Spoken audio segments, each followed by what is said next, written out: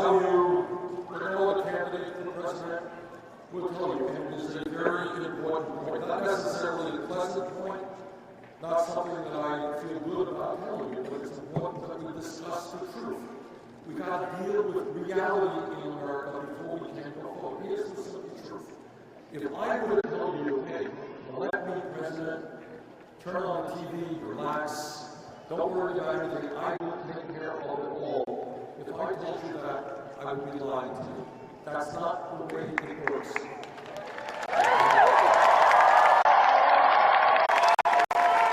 No president, this is important, no president, not Bernie Sanders, not anybody else, can effectively deal with the crises, the very serious problems we face as a nation, unless there is a political revolution in which millions of people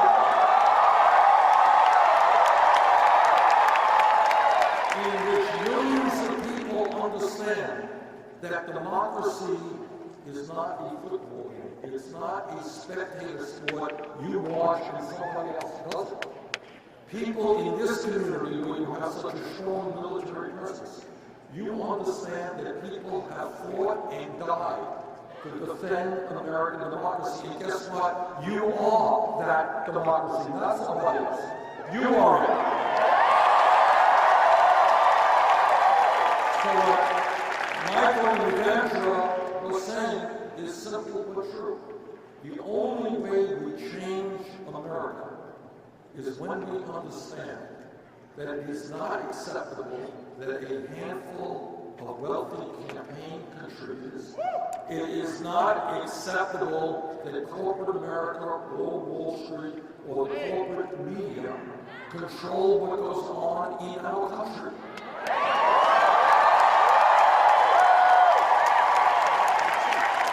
That means we need to radically rethink the way we do politics.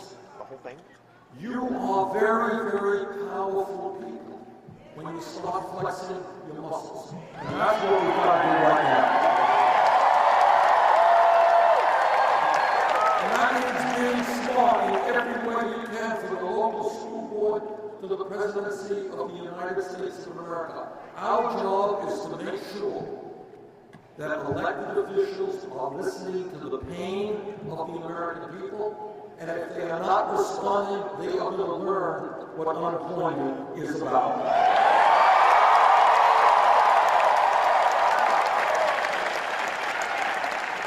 Our campaign is probably one of the more unique campaigns in modern American history. We have taken on Wall Street and the financial establishment, and let me tell you, they are getting very, very nervous. All over this country, in Virginia, and every place else, we're taking on the entire political establishment who just love the status quo, but yet we have people who say, you know what, status quo is not working so good for us. We started this campaign at 3% in the national polls. We've been closing that gap, and it was actually the poll that came out last week nationally, which had us in the lead.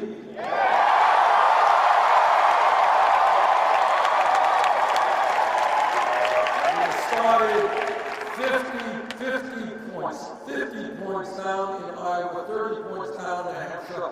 Just a few weeks, a month ago, we were way down in Nevada.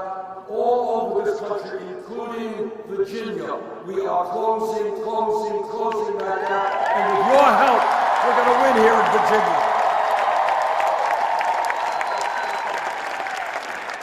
And I will tell you why our campaign is drawing large crowds, is gaining momentum all over this country. And the reason is pretty simple. And that is, number one, we're doing something very radical in American politics. We are telling people the truth. That's a very radical idea. You get a lot of trouble for telling the truth, but what the heck? Everyone changes and nobody else does. Number two, we are listening to the American people. truth is that there's a lot of pain in this country. There's pain if you're black, if you're white, if you're Latino, Asian American, Native American, or man. There's a lot of pain there. There's a lot of pain in this country. It's pain that the media is not going to talk about, terribly often they're worried about political gossip, who's winning, and losing. But our job is to talk about the pain, to talk about the reality of American life, and to determine how we go forward. We are talking and listening to people who are making $9 or $10 an hour. And what they are telling me is you can't make it on $9 or $10 an hour.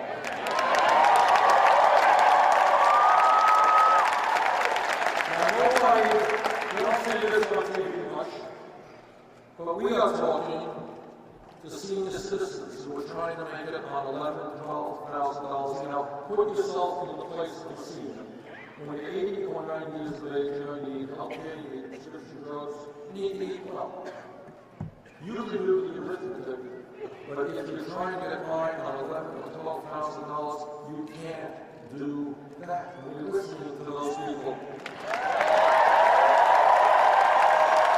all over America, and I'm sure that right here this afternoon, we are listening to young people who say, Bernie, I went to college, I wanted to get a good education, I went to graduate school, now I'm paying off a student debt of $50,000 or $100,000.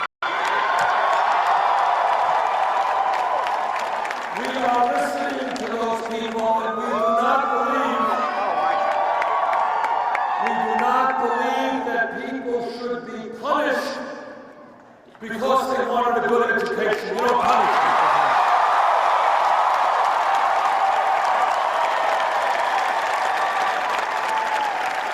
We are listening to women.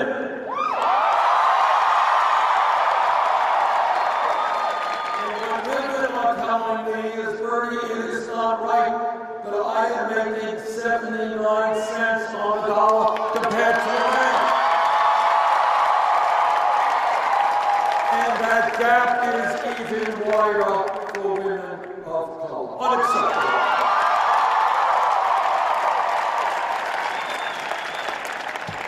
We are listening very closely about an issue that is an American tragedy. And we don't have to deal with this tragedy. We're not going to push it under the rug. We are listening to the African American community who are telling us, how does it happen that in this country we have more people in jail than any other country on earth?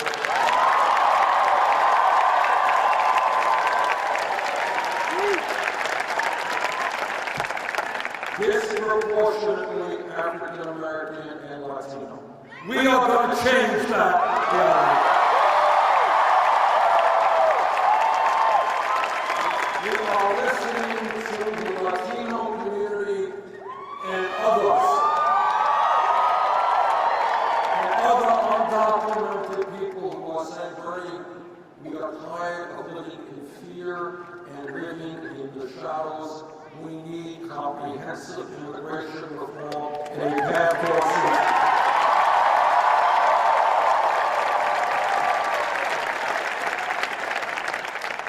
citizenship. So essentially, what our campaign is about is not getting advice from millionaire campaign contributors. Sometimes if you read the papers, literally, the word you use, if you read the newspapers, candidate X's campaign donors are very, very worried about this or that. Well, I don't have millionaire campaign donors. So we are able then to listen to ordinary people. And I know a little bit about this. I grew up in a family that never had any money. My dad came to this country from Poland at the age of 17, couldn't speak English, no money. So I know a little bit about the immigration experience, and I know about growing up in a 3.5-room apartment in a rent-controlled building in Brooklyn, New York. I studied economics in college, but truthfully, the major economic lesson I learned in my life as a little kid in a family struggling to make ends meet. That is a lesson I will never forget.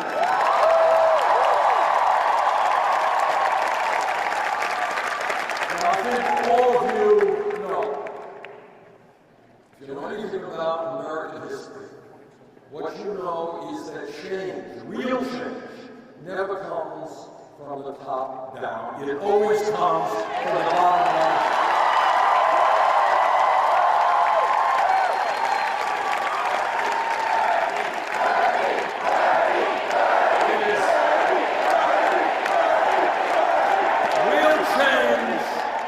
Real change does not take place when a president signs a bill or a Supreme Court renders a decision. Those are the results of the work done by millions of people in the grassroots level. You all know, that when our country was first formed, by very brilliant people who broke away from England, at that point, the only people who could vote were rich white guys. You all remember that? So the struggle of America from the inception, from the creation of this country, was to broaden democracy, going from wealthy landowners, white landowners, to include all of our people. And my God, what a strenuous, difficult struggle that has been. The struggle for civil rights in this country didn't come from a few people on top. It came from millions of African Americans and their white allies.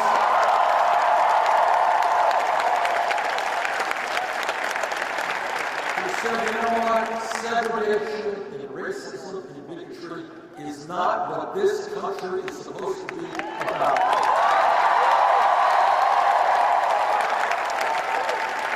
And the struggle for workers' rights. It came when workers said, sorry, we're not going to be treated like animals. We're not going to be working 7 days a week. We have rights and we're going to form a union. Came from workers standing together. And the struggle for women's rights. We forget, how easy it is to forget. 100 years ago from today where we are, not a long time in history, 100 years ago, women did not have the right to vote. They could not. We forget the idea of women becoming doctors or lawyers or scientists. Not in a million years. Women were supposed to stay home and have babies. That was their job. But women said, sorry, not anymore.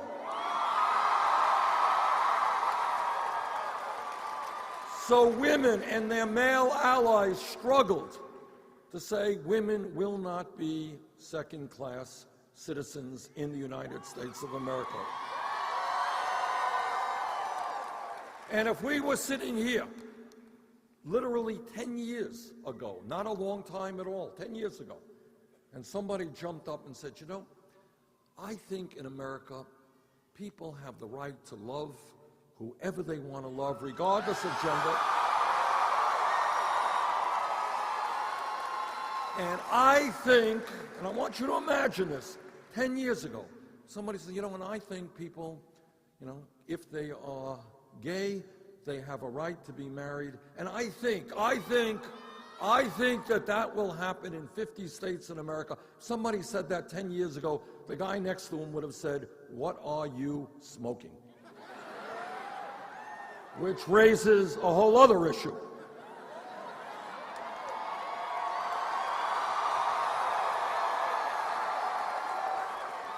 But how did it happen? And this is what revolution is about, in a sense. I go in my own state of Vermont, and I'd love you all to come up to Vermont. We're a beautiful, small state. I go to the conservative parts of my state, and I say, well, what do you guys think about gay marriage? For young people, by and large, it is no longer even an issue. It is no longer an issue. And 10 years ago, 20 years ago, Republicans were running these ugly ads. They're not running them anymore. You know why? Because they know those ads would backfire. The people of America have changed. So what's my point? Here is my point. My point is a simple point. Change takes place when people outgrow the status quo. When they say, sorry, segregation is not what this country is about. Racism is not what this country is about. Homophobia is not what this country is about. Sexism is not what this country is about. And that always takes place from the bottom on up. And sometimes, let's be clear, it's always very easy to lead the parade when change takes place. Now, it is not hard to talk about gay rights or civil rights. That's not hard now. 30, 40, 100 years ago, it was damn hard. And we honor those people who had the courage to talk about issues that very few people were talking about. And now we are at a moment in American history where we have got to learn from our past history, and we have got to be pushing forward in a way that makes some people very, very uncomfortable.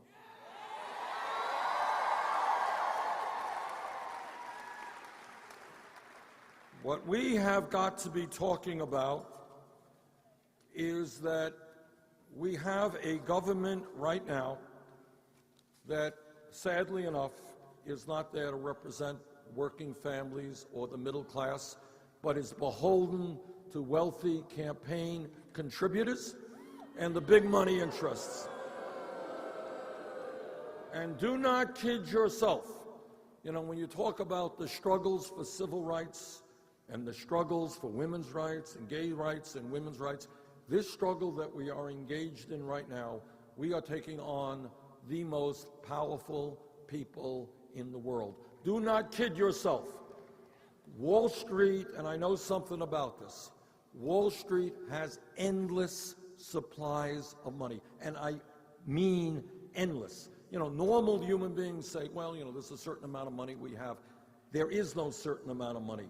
These guys have endless amounts of money to do what they want to do. They do not have me, and they're never going to have me.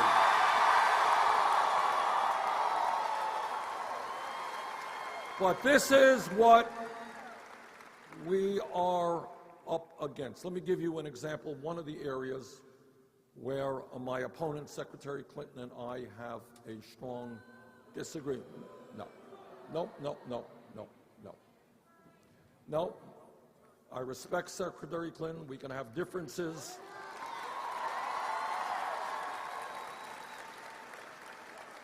Now, an issue that is of enormous consequence to the American people, but that the media really does not cover at all. And I want you also, when we think about making change in America, understand the role of corporate media. Who owns corporate media, understands the intrinsic conflicts of interest, what will be discussed, what will not be discussed. For example, we have had for 30, 40 years a disastrous set of trade policies in America. Now, trade is not a sexy issue, and a lot of people don't even know what I mean by trade. What do I mean by trade? For the young people, let me just say this. There was a time in this country 40, 50 years ago when if you went into a department store, you would buy products manufactured in the United States of America.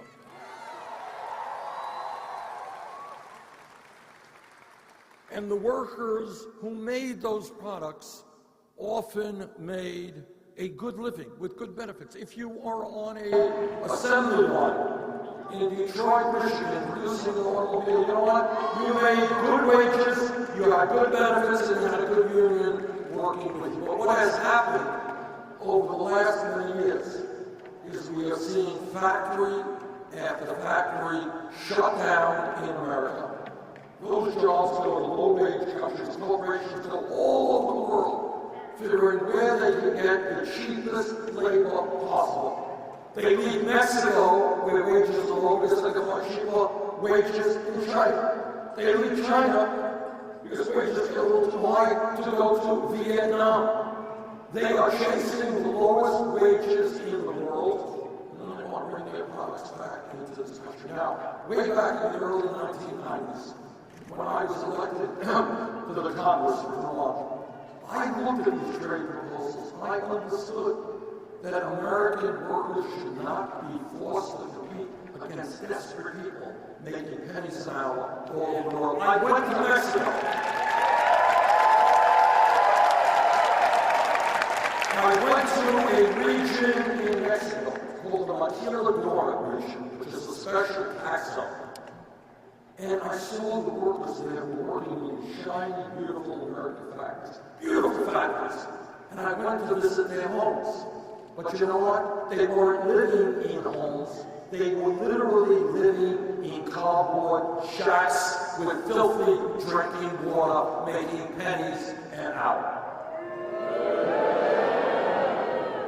So, what I said way back in the early 1990s, I said, wait a minute, this NAFTA trade agreement is not going to be fair to American workers and actually not fair to the people of Mexico. And I helped lead the opposition against that.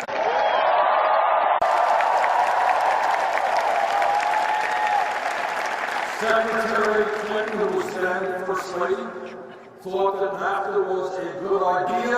I was right, she was wrong.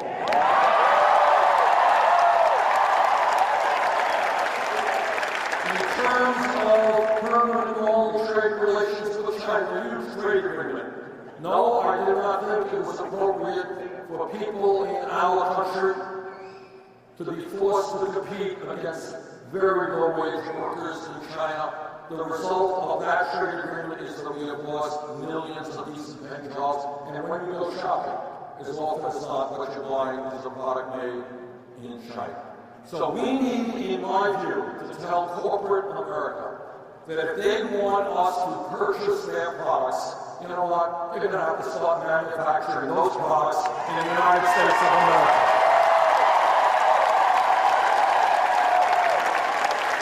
So this is and when you talk about why is it that wages are going down in America?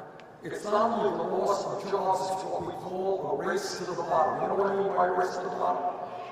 Well, corporate America is saying, why should we pay workers in this country $20 an hour when we can pay somebody in China $1 or $2 an hour?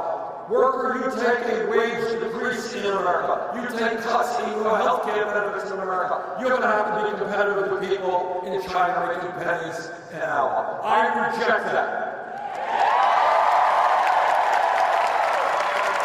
I want to see poor people around the world do better. But that does not mean we have to destroy the middle class of this country to make that happen. So Secretary Clinton and I have a big disagreement on NAFTA and China. She supported that agreement and I opposed it. But let me tell you where we are today when we talk about taking on powerful special interests. And what this campaign is about is asking everybody here, everybody in this country to think outside of the box. Don't let the media tell you that it's here to here. Your job is to think about what country, what kind of country you want to live in. Don't let them define what your choices are. Today in America, we have a moral economic crisis. And that is, we have more wealth and income inequality than any other major country on earth. It is worse today in America than at any time since 1928. Our job is to say, why? Why did some nuclear attack take place in America? Was there a tornado that went all over America? What happened such that the middle class is shrinking? What's happening? We have 47 million people living in poverty. What's happening that we have massive wealth and income inequality? In America today, listen to this, really quite shocking. Top 1/10 of 1%, not 1%, 1/10 of 1%, a sliver of our population now owns almost is the bottom 90%.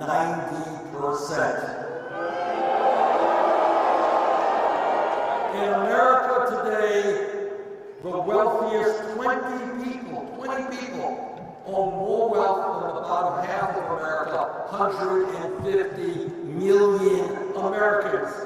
Now, this is not talked about. Media don't talk about it. Their corporate sponsors don't want to talk about it very much. But if I'm elected president, not only are we going to talk about it, we're going to do something about it.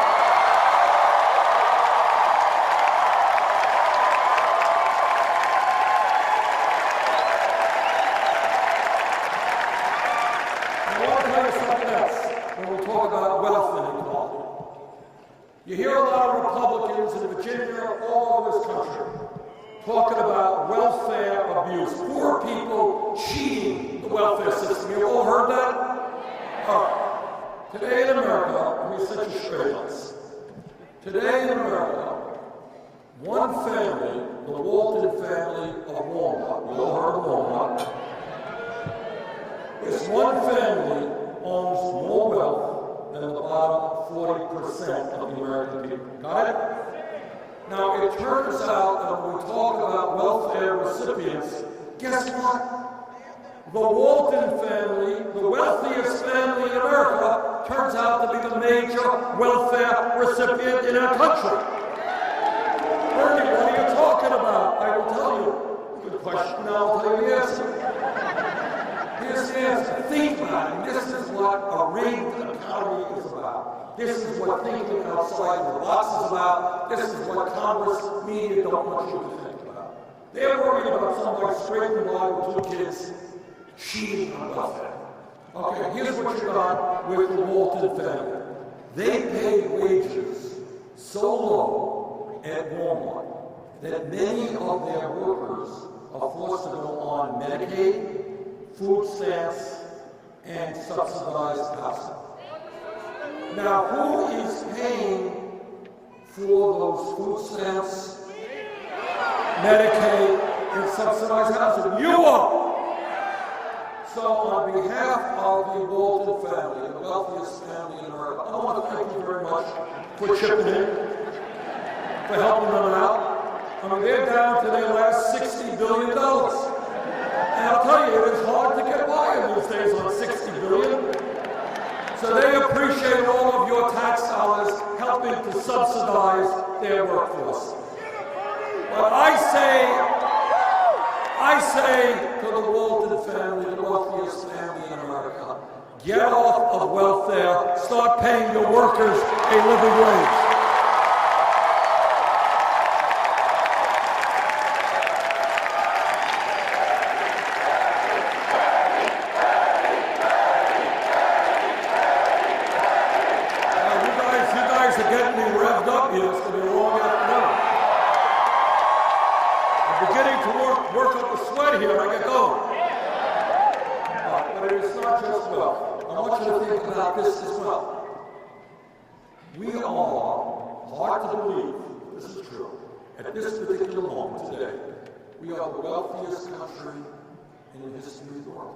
But, you think anybody in America knows that? They don't know that.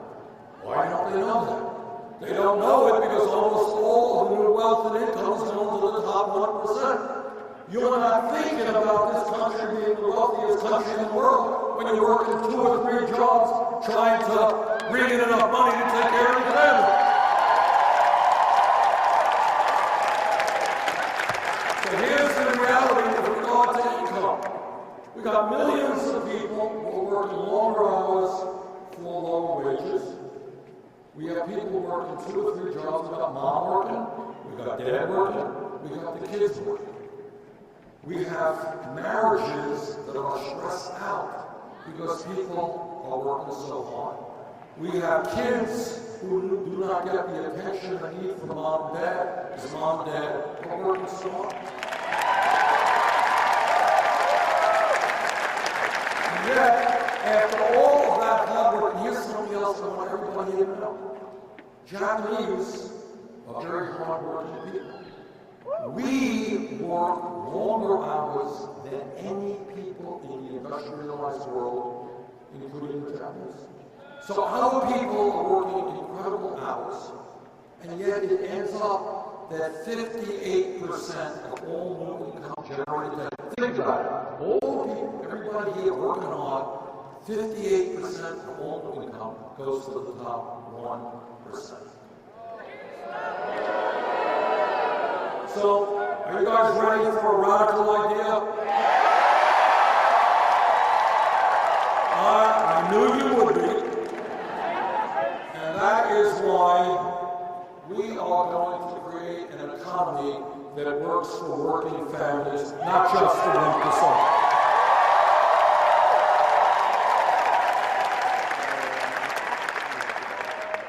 And that means that we are going to ask the wealthiest people in this country to start paying their fair share of taxes. That means that we understand that a $7.25 an hour federal minimum wage is a starvation wage. And that means that we are going to raise the minimum wage to a living wage, $15 an hour.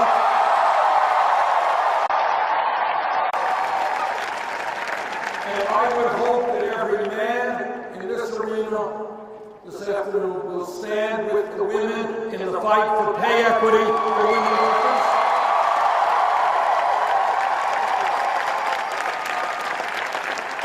Let me say something else about the economy. When we talk about unemployment, what you usually see once a month on the front pages of the papers are official unemployment, which is now nationally about 5%. 5%. Anybody here believe that real unemployment in America is 5%? Smart group, you're right.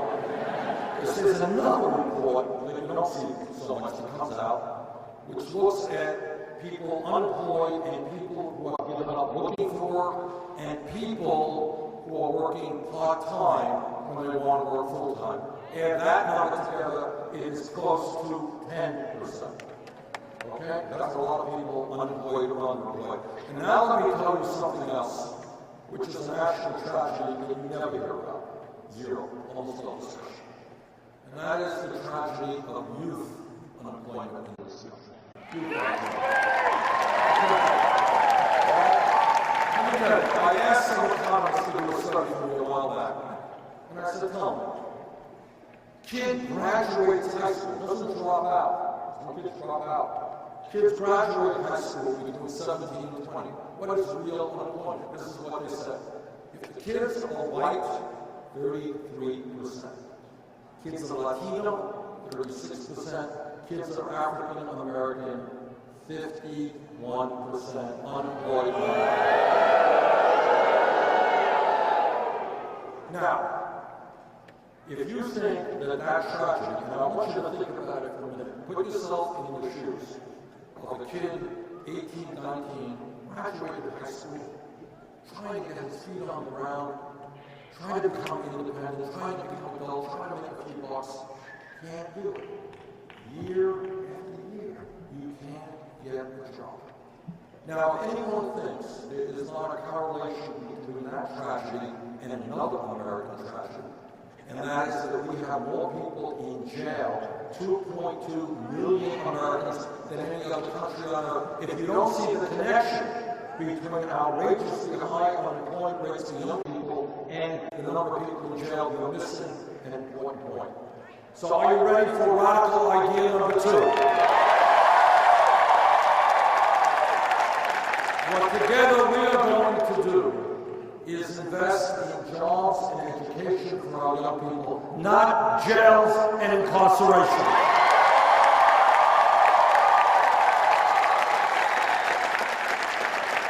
And the other thing that we are going to do is when unemployment is so high, we are going to rebuild our crumbling infrastructure, our roads, our bridges.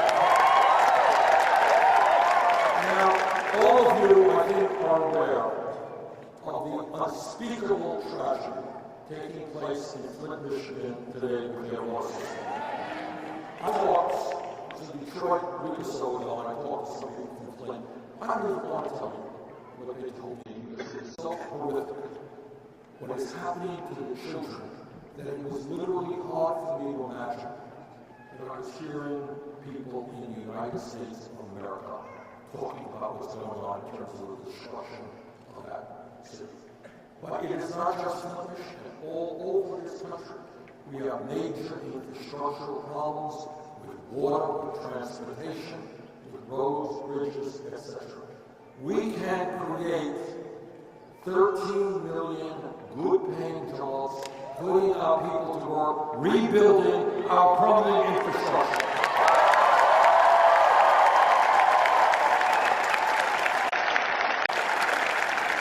And then people say, well, we're going to invest $1 trillion in roads and bridges and water systems. I said, well, how are we going to get the money? I'll tell you where we're going to get the money. Right now, this is how crazy this rigged economy is. Right now, you have corporations making billions of dollars a year in profit, stashing their money in the Cayman Islands, Bermuda, and other tax havens, and in a given year, after making billions in profit, they pay zero in federal taxes. Well, under my administration, they're going to start paying taxes. We're going to use that money to rebuild our crumbling infrastructure, and we're going to put our people back to work.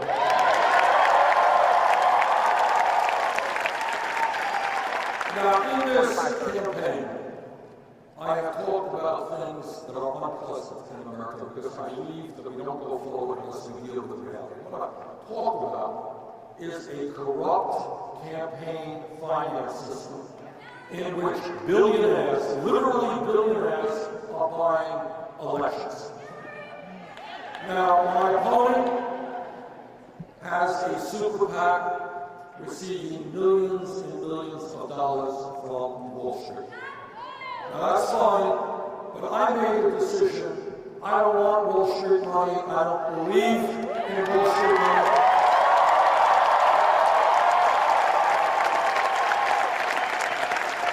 We have done it a way that is revolutionizing campaign financing in America. What people have always said, what the media says, and what experts say is, look, the only way you can raise money is to begging billionaires for money. It's the only way you can compete. I chose not to do that. And this is what we did. Listen to this, because this is really unbelievable. I never in a million years would have thought we could have accomplished this.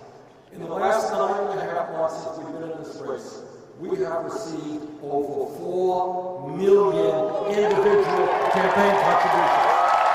4 million. From working people, middle-class people, from people trying to make it on Social Security.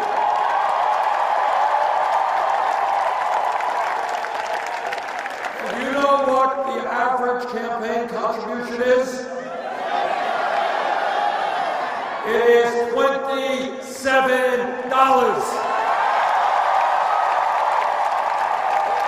So I'm not indebted to Wall Street, I'm not indebted to the billionaires, I am indebted to those folks who made a $27 contribution.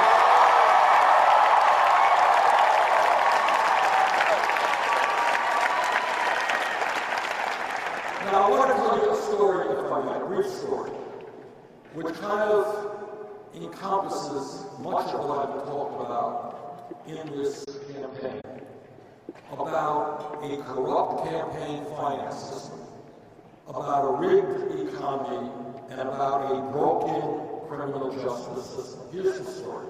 About a month ago, Goldman Sachs, you know Goldman Sachs? Obviously you know Goldman Sachs. Goldman Sachs is one of the large financial institutions on Wall Street. Goldman Sachs, about a month ago, reached an agreement with the federal government. They paid $5 billion as part of a settlement package. Why did they pay $5 billion? They paid $5 billion, and by the way, other banks have even paid more. They paid $5 billion because they were selling worthless packages of subprime mortgage loans, which, as all of you know, was one of the causes for the Great Recession that destroyed the lives of millions of Americans. Okay. All right, point number one. All right, this is the point. Short story. Stay with me. All right. Point number one, they paid $5 billion in sum. Point number two, this is what political power is about. Last 20, 25 years, this fraudulent financial institution has, through the revolving door, taken people from their company, put them into the Secretary of Treasury, two Secretaries of Treasury, one Democrat administration, one Republican, came directly from Goldman Sachs, and a lot of the high-ranking officials in government came directly from Goldman Sachs. You go from Wall Street to government and do the bidding of Wall Street, and then you go back to Wall Street. Okay? That's called the revolving door. Three, Goldman Sachs, along with other Wall Street financial institutions, pours millions of dollars in campaign contributions and speakers' fees into the political process. So what they are doing is supporting the candidates they want to support. Point number four, and this is maybe the point that really upsets the American people the most. Today in Virginia, today in Vermont, some kid or adult gets caught with marijuana. That person will have a police record which will stay with him or her for their entire lives, which is no laughing matter, because you go around looking for a job and your employer asks you, do you have a criminal record? You say, oh yeah, I got picked up with marijuana. It stays with you for your entire life. And by the way, this becomes a racial issue as well. Because it turns out that the study shows that the black community and the white community both smoke marijuana at about equal levels. 4 times, I don't know if that's something to cheer for or not, but the point to be made is that if you are black, you are 4 times more likely to get arrested for marijuana than if you are white. Okay? So that raises a whole other issue. Very important issue. I'll get to that in a minute. But right now, here's the story. You get picked up today for marijuana, you got a police record. But if you are an executive on Wall Street whose illegal behavior helped destroy the American economy, created a situation in which millions of people lost their jobs, their homes, and their life savings, you don't get a police record. You get a compensation increasing your salary. That is a broken criminal justice system, and together we are going to restore justice to the criminal justice system.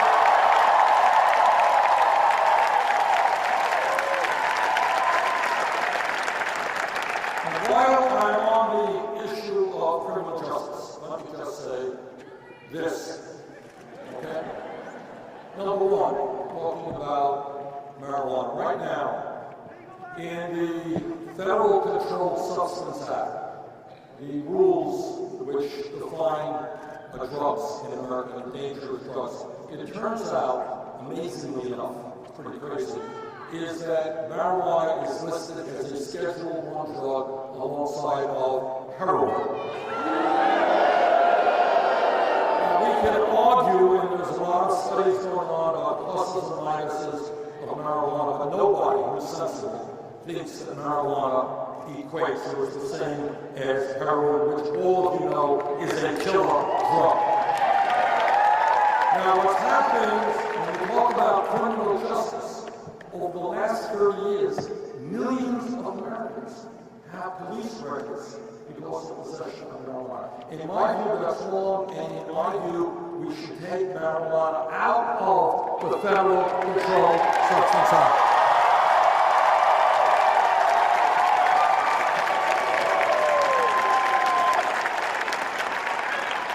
Now, states in our country, we have a federalism system, states can legalize or not, that's their jurisdiction, but I don't think the federal government should be about criminalizing possession of marijuana. Look, everybody here knows on another issue, and again, this is kind of common sense, so everybody agrees. If we are going to compete in a highly competitive global economy, the young people here are going to have decent paying jobs. We need the best educated workforce in the world, correct? Truth is, 30, 40 years ago, we did have the best educated workforce in the world. Truth is, today, we do not. Truth is that today, there are hundreds of thousands of young people, some in Virginia, some in Vermont, all over this country, who have the ability, who have the qualifications to get a college degree, but they're not able to for one reason: their families lack the funds. When we talk about public education, I want you to think about this. 100 years ago, people said public education is very important. It is. Great people helped make free public schools in America. And what they said is, look, yeah, I'm working class, I'm low income, but I want my kid to be able to get an education, not work in a factory, not work in a farm. That was a huge step forward. But the world has changed. And what a high school degree was worth 50 years ago is pretty much what a college degree is worth today. Okay? If you want to go out and get a job, by and large, there are exceptions, you need higher education.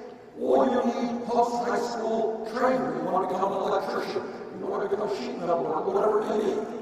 That is why I believe that in the year 2016, when we talk about public education, we have got to be talking about making public colleges and universities tuition free.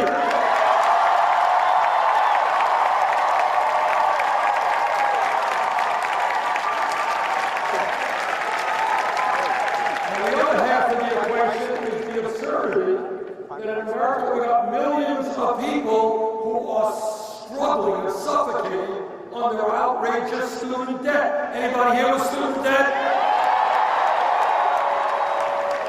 Now I want you to think about it. Everybody wants and believes that education is a good thing. We want you to get all of the education that you can get. And yet we are punishing severely millions of people for the crime of getting an education. We're talking about people 30,000 in debt, 50, 100. Talk to a young woman who's a doctor, 300,000. Dentist, $400,000 in debt. That is crazy stuff. And that is why our legislation will allow people with student debt to refinance their loans at the lowest interest rates they can find.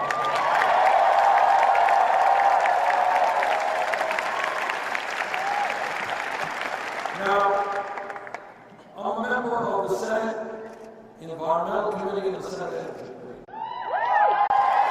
And I have talked to scientists all over the world. And let me tell you what my Republican colleagues will not tell you. And that is that climate change is real. Climate change is caused by human activity. Climate change is already causing devastating problems in our country and around the world. I don't know if some of you just saw the article that appeared the other day, a study. Sea levels are rising at the fastest rate in thousands of years. If we don't get our act together, coastal communities are going to be underwater. We're looking at more droughts, more extreme weather disturbances, more acidification of the ocean. We're looking at international conflict because people around the world are going to be fighting for water, fighting for land to grow their crops. We have a moral responsibility to leave this planet in a way that is healthy and habitable for our kids and future generations. As president, I will take on the fossil fuel industry.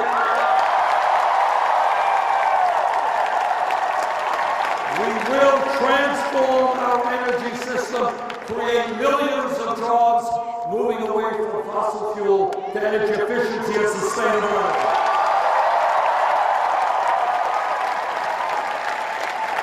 Now, throughout this campaign, I have been criticized for thinking so big. Wall Street Journal has a million articles. How are you going to do this and how are you going to do that? Too big, too big, too big. I don't know. Let me give you one example. One example. And they criticize me all that they want. All over the world. You go to the United Kingdom, you go to France, you go to Germany, you go to Holland, you go to Scandinavia, you go to Canada, you go to every major country on earth. You know what they all say? They say that all of their people, all, A-L-L, all of their people are entitled to health care as a right.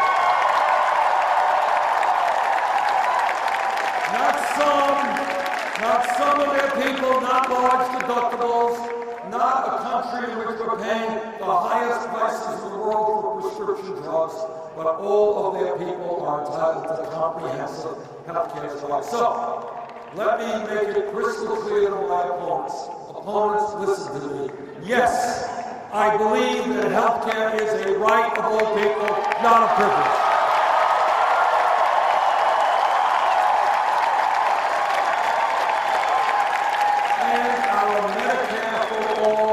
Single-payer program will, in fact, lower health care costs by $5,000 for a middle-class family, and that's what we've got to do.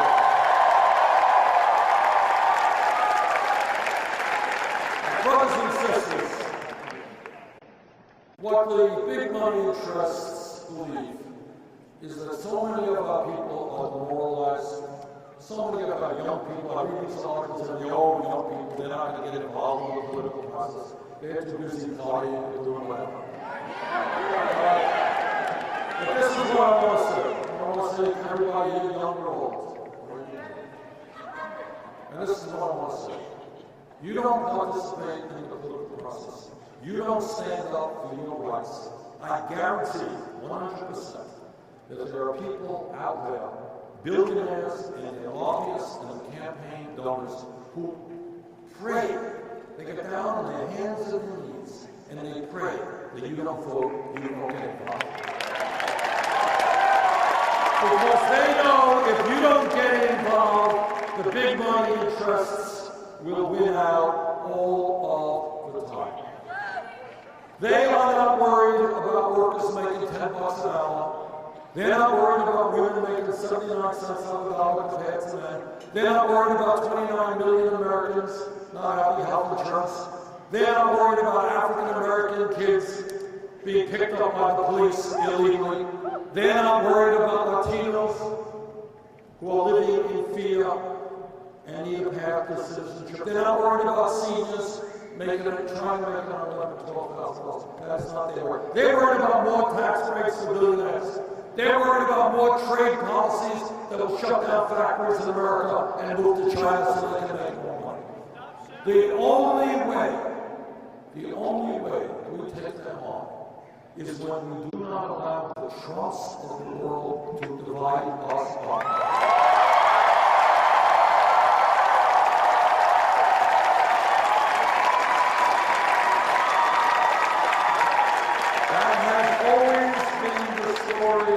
Demagogues in this country, what you play off others, black against white, male against female, gay against straight, people born in this country against people who have immigrated to this country. We are not going to fall for that. We are not going to allow them to divide us up. We're going to stand together. We are going to create a government that represents us all.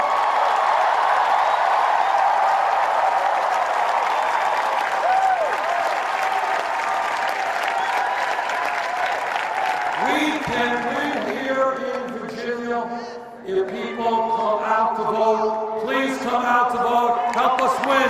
Thank you all very much.